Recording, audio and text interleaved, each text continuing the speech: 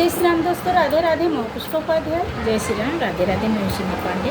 और आज हम दोनों मिलकर एक देवी गीत सुनाएंगे।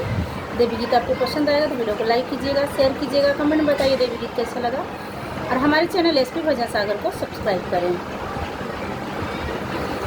कवने माँ से मैया का जनम भइले, कवने हिड़लवा झूलयो, मैया मोरी कवने माँ से कलशा धरावे त कवने पूजनिया होला हो। मैया मोरी कवने माँ से कलशा धरावे त कवने पूजनिया होला हो।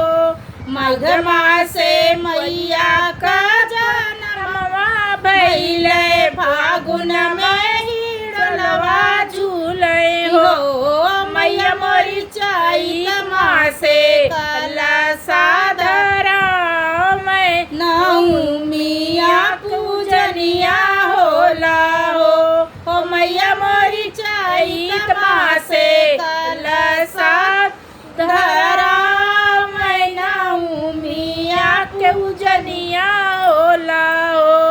कवने जो नहीं मैया मोरी गलवा रहली, कवने बायसवा भइली हो, ओ मैया मोरी कवने मुनी बूढ़ा झूला झूला वाटे गुनिया लइके डोलई हो, ओ मैया मोरी कवने मुनी बूढ़ा झूला झूला वाटे गुनिया लइके डोलई हो।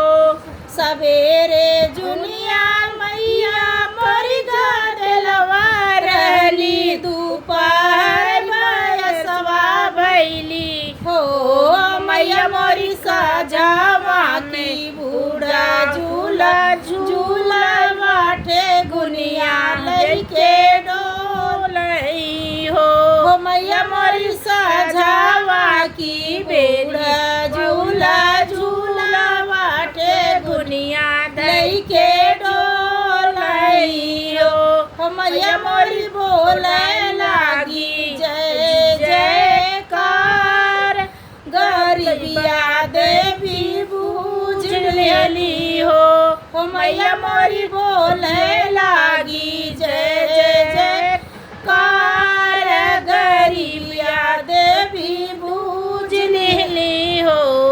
कवने माँ से मैया का जनमवा भइले, कवने हिड़लवा झूले हो, मैया मोरी कवने माँ से कलशा धरावे त कवने पूजनिया होला हो, मैया मोरी कवने माँ से